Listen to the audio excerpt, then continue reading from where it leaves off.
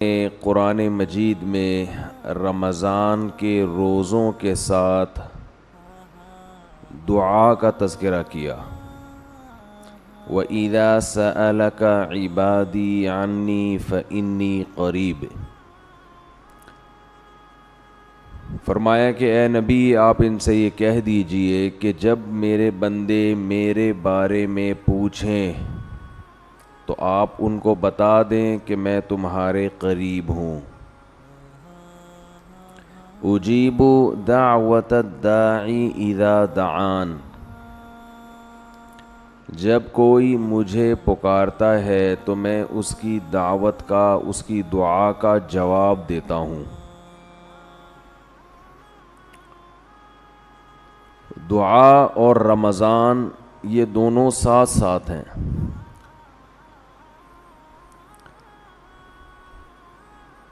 جہاں اور دیگر معاملات میں ہمارے اندر کمی واقع ہوئی ہے، دین کے معاملات میں، نماز میں، روزے میں، تلاوت میں، وہیں ایک بہت بڑی عبادت ہے دعا، اس میں بھی لوگ پیچھے ہٹ گئے ہیں۔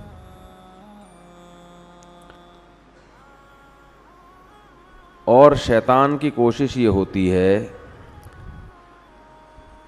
کہ وہ آپ کو کوئی دوسرا آلٹرنیٹ دیتا ہے تاکہ آپ اصل کو چھوڑ کر اس متبادل میں مشغول ہو جائیں، کیونکہ اگر آپ کے پاس آلٹرنیٹ نہیں ہوگا تو پھر آپ اسی اصل پہ قائم رہو گے۔ حکومت جب کوئی سڑک بناتی ہے، بلکہ پہلے سے جو سڑک ہے اس میں ریپیئرنگ کا کام کرتی ہے، تو لوگوں کو متبادل راستہ دیتی ہے۔ لکھا ہوتا ہے نا کہ آگے کام ہو رہا ہے، ہم معذرت خواہ ہیں، متبادل راستہ۔ وہ کچے میں ہوتا ہے متبادل، وہاں آپ اتار کے تھوڑا سا آگے ٹرن ماریں گے تو دوبارہ ہائی وے پہ چڑھ جائیں گے آپ۔ یہ متبادل راستہ گورنمنٹ کیوں دیتی ہے؟ اس لیے کہ نہیں دیں گے نا تو ایسا نہیں ہوگا کہ لوگ وہاں کھڑے رہیں قیامت تک کہ آگے چونکہ سڑک پہ کام ہو رہا ہے، یا لوگ واپس چلے جائیں، ایسا بھی نہیں ہوگا۔ واپس جانا شروع کریں، اتنی لمبی ٹریفک کی لائن لگ جائے گی، پھر آپ 2 گھنٹے کا سفر کر چکے ہیں تو واپس کون مڑے گا بھائی؟ نتیجہ یہی ہوگا کہ اسی ریپیئرنگ والے راستے پر ہی لوگ گاڑیاں لے کے چڑھ جائیں گے۔ تو اس لیے جب بھی کسی ٹریک پر سے لوگوں کو اتارنا ہوتا ہے تو اس کا طریقہ یہ ہوتا ہے کہ دوسرا متبادل راستہ دیا جائے ان کو۔ یہاں تک بات سمجھ میں آ گئی ہے؟ یہی کام شیطان کر رہا ہے، کیونکہ شیطان بہت ہی ہوشیار ہے۔ شیطان جو ہے نا وہ بہت بڑی فلم ہے۔ تو وہ کیا کرتا ہے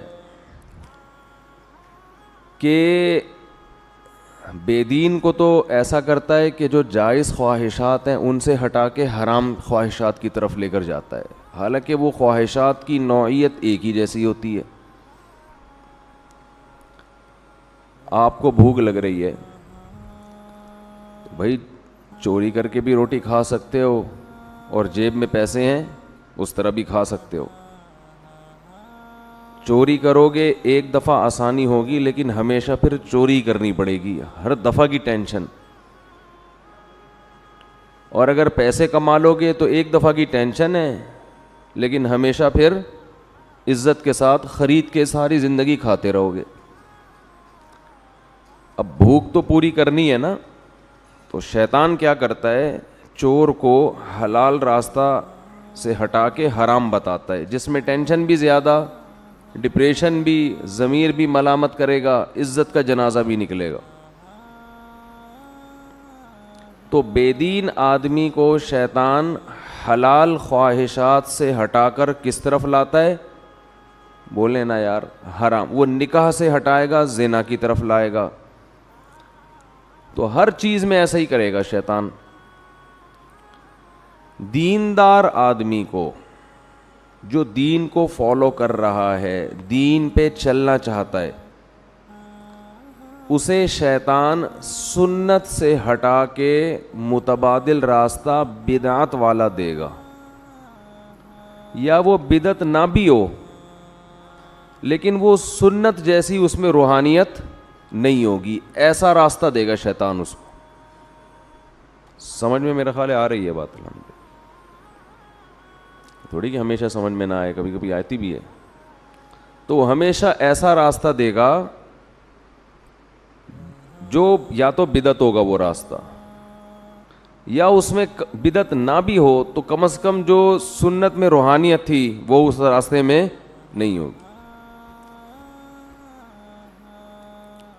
دعا کے معاملے میں بھی شیطان نے یہی کام کیا ہے.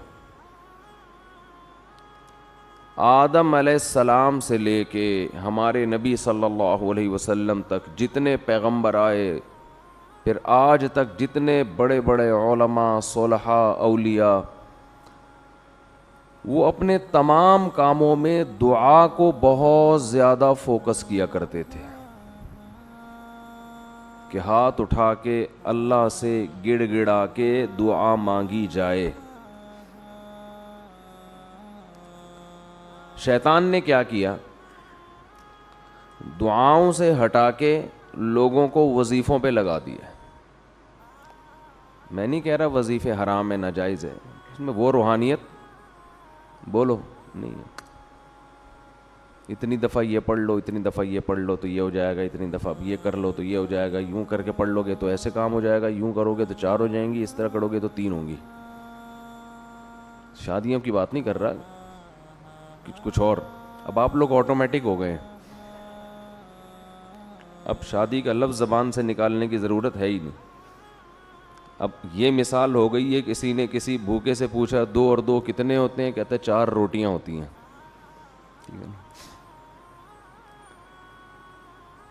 تو وظیفے یہ پڑھ لو تو یوں ہو جائے گا, یوں کر لو تو یوں ہو جائے گا, ایسا کر لو تو یوں ہو جائے گا, 636.3 دفعہ پڑھو گے تو یہ والا کام ہوگا. رسالے چھپ رہے ہیں. یہ پہلے میں تو اس موضوع پر بہت بیان کرتا تھا, بہت عرصے سے میں نے یہ موضوع چھوڑ دیا تھا, لیکن نئے نئے لوگ بھی آتے ہیں, پھر رمضان میں لوگ دعاؤں سے غافل بھی ہو جاتے ہیں, تو اس لیے میں نے سوچا کہ آج میں اس پرانے مردے کو دوبارہ اکھیڑوں گا, دوبارہ کھڑا کروں گا میں اس پرانے ٹاپک کو. تو زیادہ زور دعاؤں کے بجائے کس پر ہے, وظیفوں پہ. نظر آتے ہیں لوگ, کوئی فجر کے بعد بیٹھے ہوئے اللہ اللہ کر رہے, آدمی کہتا ہے یار ماشاءاللہ ابھی قیامت قریب نہیں ہے, اتنے نیک لوگ دنیا میں ہیں جو اللہ کو راضی کرنے کے لیے اللہ کا نام لیتے ہیں. جب آپ تہ میں جاؤ گے تو پتہ چلے گا کسی نے یہ وظیفہ بتایا ہے, اتنی دفعہ یہ پڑھو, فلاں کام کے لیے بتایا ہے. جیسے ہی کام ہوگا یہ بندہ مارکیٹ سے شارٹ ہو جائے گا. اللہ اور بندے کا جو تعلق ہے نا, اللہ یہ قائم کرنا چاہتے ہیں. اسلام کا حاصل کیا ہے, خلاصہ کیا ہے, انسان کا تعلق ہو جائے کس کے ساتھ, اپنے رب کے ساتھ. یہ تعلق جتنا دعا سے ہوتا ہے اتنا دنیا میں کسی چیز سے نہیں ہوتا. براہ راست آپ اللہ سے خطاب کر رہے ہوتے اس میں.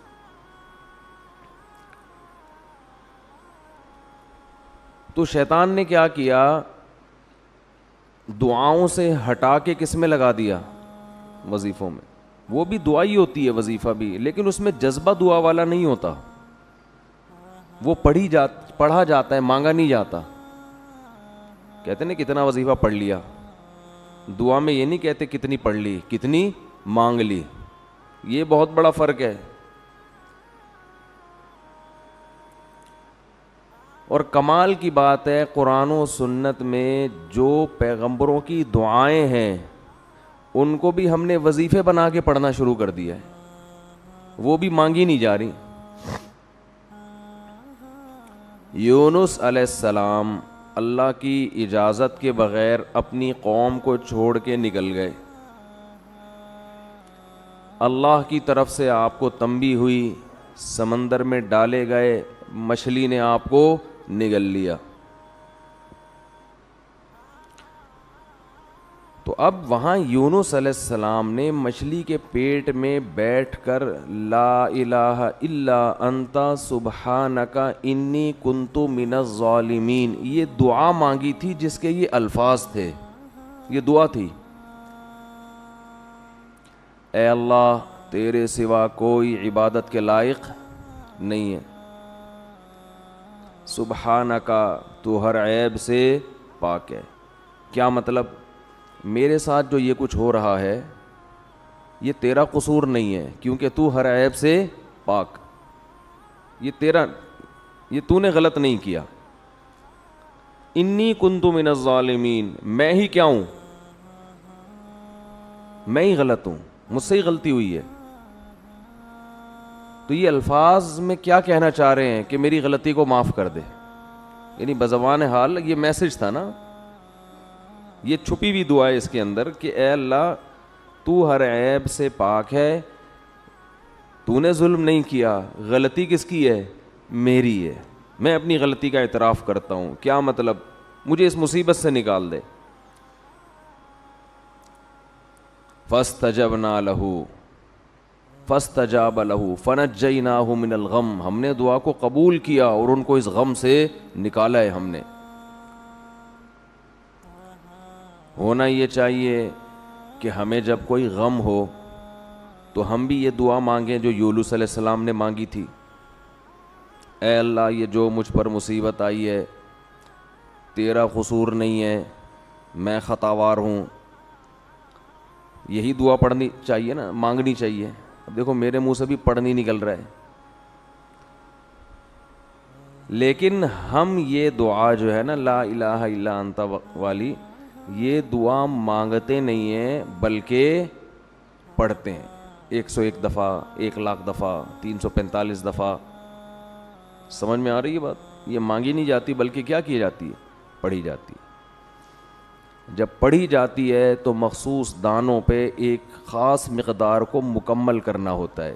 اس میں یہ جذبہ ہی نہیں ہوتا کہ مجھ سے کوئی غلطی ہوئی ہے, تجھ سے نہیں ہوئی ہے, مجھ سے ہوئی ہے, میں اس غلطی کی تلافی کرتا ہوں, آئندہ نہیں کروں گا.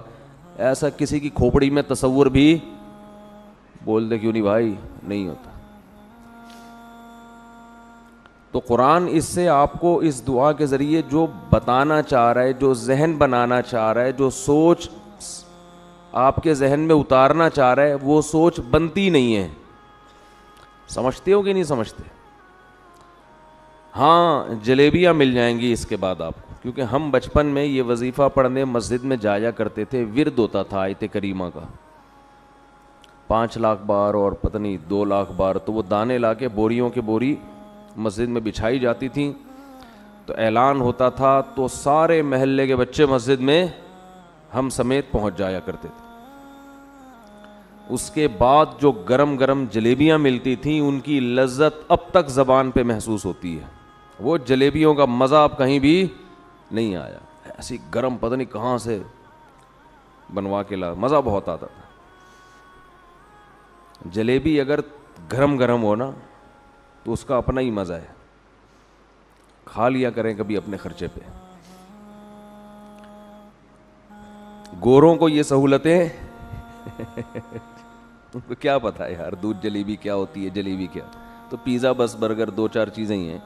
کھانے کے جو چٹخارے ہندوستانیوں نے لیے ہیں نا, ہندوستانی اور پاکستانی, یہ چٹخارے آپ کو دنیا میں کہیں نظر نہیں آئیں گے. اور اب گورے بھی انہی کھانوں کے عادی ہو رہے ہیں. جب سے پاکستانی لوگ دنیا میں گئے ہیں نا, انڈین پاکستانی, تو گوروں کو بھی انہوں نے انہی چٹخاروں کا عادی بنا دیا. تو خیر,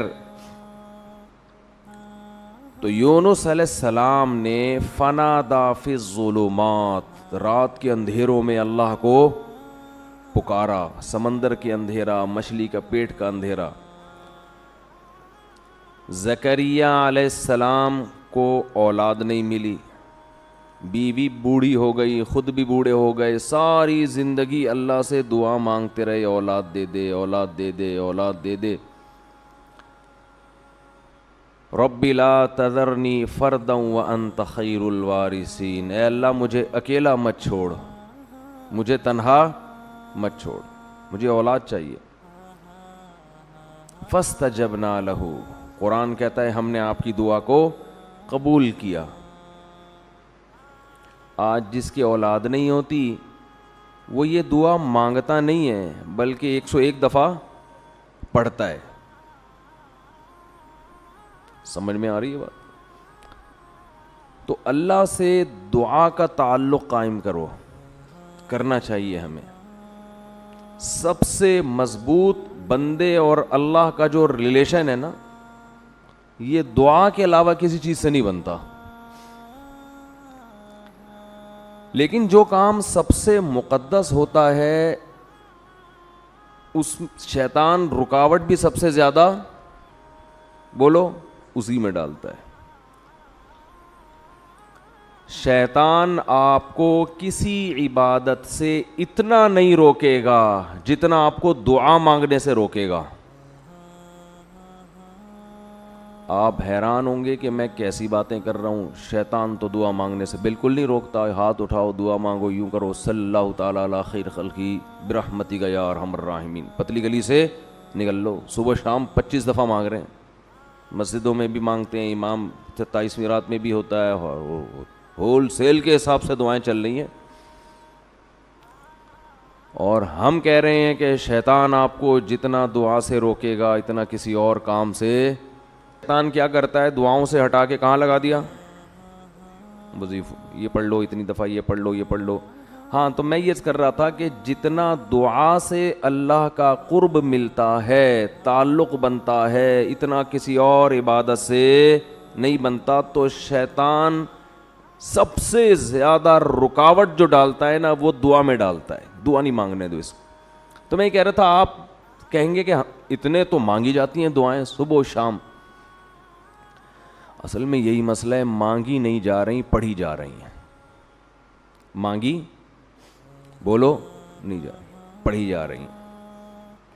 مانگنے کا اسٹائل وہ ہوتا ہے جو بھیکاری آپ سے جب بھیک مانگتا ہے. دیکھو نا مسجدوں میں کیسے کھڑے ہو کے مانگ رہے ہوتے ہیں, کیسی پہلے تمہید باندھتا ہے. وہ تمام حضرات سے گزارش ہے 2 منٹ کے لیے میری بات سن لیں. سب کو اپنی طرف متوجہ کرے گا, پھر رونا شروع کر دے گا. حالانکہ زیادہ تر فراڈ ہی ہوتا ہے اس میں. تو فراڈ اتنا اچھا ہے تو سچی مچی کا جب بھیکاری ہوگا وہ کیسا ہوگا آپ خود اندازہ لگاؤ. جب فراڈی اس اسٹائل سے مانگتے ہیں کہ آدمی کو لگتا ہے یہ بالکل حقیقت میں مستحق ہے, تو جو واقعی مستحق ہے اس کا اسٹائل کیسا ہوگا. یہ جو اکثر بھیکاری ہوتے ہیں نا, میں نہیں کہہ رہا 100%, اکثر ان میں فراڈی ہوتے ہیں. اکثر کیا ہوتے ہیں, اور رمضان میں تو پورا ایک ٹولے آتے ہیں ان کے, ٹھیکے دیے جاتے ہیں تو اس محلے سے, اور ان کے علاقے بکتے ہیں, چوک بکتے ہیں. یہ جو کیا کہتے ہیں اس کو یار, راؤنڈ اباؤٹ جو ہوتے ہیں نا اکثر, چورنگیاں, یہ بکتی ہیں بھکاریوں کی. لیکن آپ مانگنے کا اسٹائل دیکھو بھکاری کا. وہ یہ نہیں کہے گا آپ کے منہ پہ آ کے لا الہ الا انت سبحانک انی کنت من الظالمین, چھو, یہ نہیں کرے گا. وہ اس کی روح کو سمجھتا ہے, لا الہ الا انت سبحانک. وہ ایسا آپ کو روئے گا. وہ تو ہم اتنے بھکاری فراڈی دیکھ دیکھ کے بسر ہم پہ ختم ہو گیا ہے نا. ٹھیک ہے نا.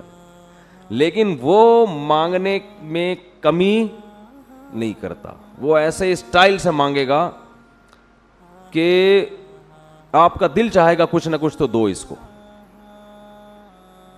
ہمارے ایک دوست نے اپنا واقعہ سنایا. وہ بھکاریوں کو دیتے نہیں تھے. کہہ رہے میں گاڑی میں جا رہا ہوں, کہیں سگنل پہ گاڑی رکی ہے تو ایک بھکاری آ گیا میرے پیچھے, یار دے دو بھائی, کچھ تو دے دو یار, اللہ کا واسطہ. میں نے کہہ رہا اس کو ہٹایا, وہ اتنا چپک گیا کہ میں نے 50 روپے نکالے, یہ یار جان چھوڑ میری. لیکن وہ کہتے ہیں مجھے اس سے ایک عبرت ہوئی. وہ کہتا ہے مجھ سے ایک گناہ ہو گیا تھا، تو اسی دن میں نے اس گناہ سے توبہ کی، اور توبہ میں اللہ کو یہ کہا کہ اللہ میں معافی کا مستحق نہیں ہوں، کیونکہ میں پہلے بھی توبہ کر چکا ہوں، بار بار توڑ رہا ہوں، مستحق نہیں ہوں. لیکن کہہ رہے میں نے اتنی دیر دعا مانگی، میں نے کہا اے اللہ وہ بیکاری مستحق نہیں تھا، جان چھڑانے کے لیے میں نے اس کو 50 روپے پکڑا دیے، تو مجھ سے زیادہ سخی ہے. تو بھی کہ یہ کب سے مانگ رہا ہے، کب سے پیچھے پڑا ہوا ہے، چل معاف کیا جا. تو کہہ رہے میں نے اتنی دعائیں مانگی، ہدایت کی بھی اور رزق میں برکت کی بھی، اور واسطے سارے اسی بھکاری کے اللہ کو دے رہا تھا کہ اللہ وہ فراڈی تھا دے دیا، میں بھی فراڈی ہوں. ٹھیک ہے نا، نہ مجھے مانگنا آتا ہے، نہ میرے پاس کوئی عمل ہے، 2 نمبر آدمی ہوں، بس دے دے، مستحق نہیں ہوں پھر بھی دے دے. تو دعا یہ دعا تھی. اٹ از کالڈ کیا ہے؟ اٹ از کالڈ دعا. یہ جو پہلی دفعہ میرا خیال ہے اس بندے نے دعا مانگی ہوگی. تو یہ تو نمازوں کے بعد سب مانگ رہے ہیں. امام نے آج کل دعاؤں کی سیٹنگ کیا چل رہی ہے، امام صاحب نے جب تکبیر کی نا امام صاحب نے، تو آٹومیٹک سسٹم نمازیوں کا شروع ہو گیا.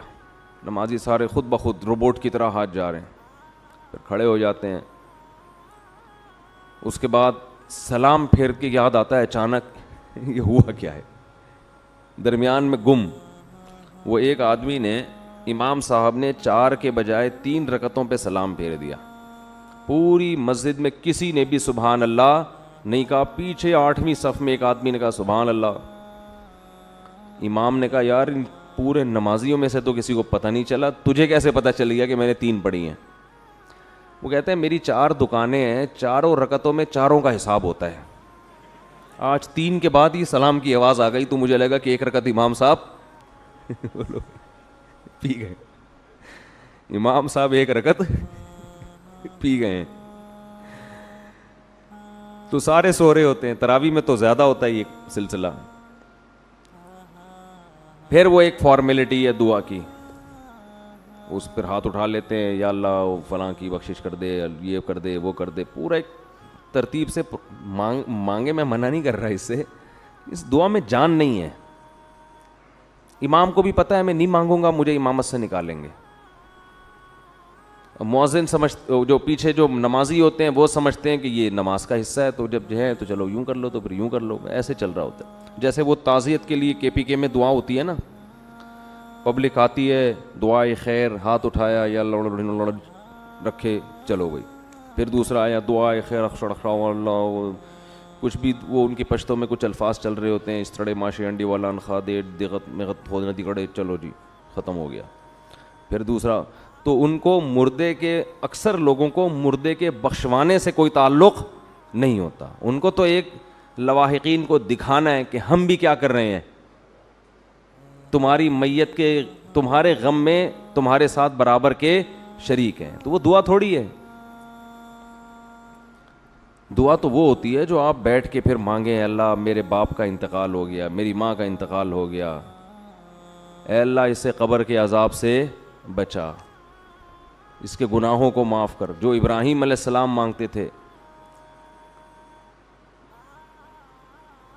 تو شیطان یہاں سب سے زیادہ رکاوٹ ڈالتا ہے. ایک رکاوٹ تو ایسے کہ وہ وظیفے لے آیا، آپ کو دعا سے ہٹا کے کہاں لے گیا؟ وظیفوں کی طرف. اب آپ سارا اس کو فوکس کر رہے ہیں. دوسرا کام شیطان یہ کرتا ہے کہ وہ دل جمعی سے دعا نہیں مانگنے دیتا. حدیث میں آتا ہے کہ اللہ تعالیٰ ظاہر قلب سے دعا قبول نہیں کرتے. ظاہر قلب کا مطلب اوپر سے، آپ کا دل خود ہی حاضر نہیں ہے تو یہ دعائیں قبول نہیں ہوتی. دل ہی حاضر نہیں ہے آپ کا. اللہ کہتے ہیں جب اس کو خود دلچسپی نہیں ہے بھائی، یہ خود اپنے عمل کو اہمیت نہیں دے رہا، تو میں کیسے اہمیت دوں؟ یہ ایسے جیسے آپ کسی سیٹ سے 1 کروڑ روپے قرضہ مانگنے گئے. اب 1 کروڑ روپے جب آپ قرضہ مانگو یا بھیک مانگو تو ایسے نہیں ہوگا کہ آپ کھڑے کھڑے جا کے اس کو پکڑ کے بولے یار ادھر 1 کروڑ روپے ہیں تو دے دو، نہیں ہے چلو رہنے دو. ایسا نہیں ہوگا. وہ کہے گا یہ اس کی نظر میں اس کی ویلیو نہیں ہے تو میں اتنی بڑی رقم اس کو کیوں دے دوں بھائی. اس کے لیے آپ کیسی تمہید باندھو گے, سر میں آپ سے ملنا چاہتا ہوں, کام ہے, 6 آدمیوں کو اور بھی لے جاؤ گے سفارشی بنا کے, بہت پھر رو گے, 2 آنسو بہاؤ گے, ضرورت ہے, یہ ہے وہ ہے. تو جب اللہ سے ایسے دعا مانگی جاتی ہے نا کہ دماغ کہیں اور ہو اور ایک فارمیلٹی کے طور پر دعا کے کلمات زبان سے نکل رہے ہوں, تو اللہ کہتے ہیں اس کے دل میں اپنی دعا کی خود ہی ویلیو نہیں ہے, اس کو خود ہی نہیں پتہ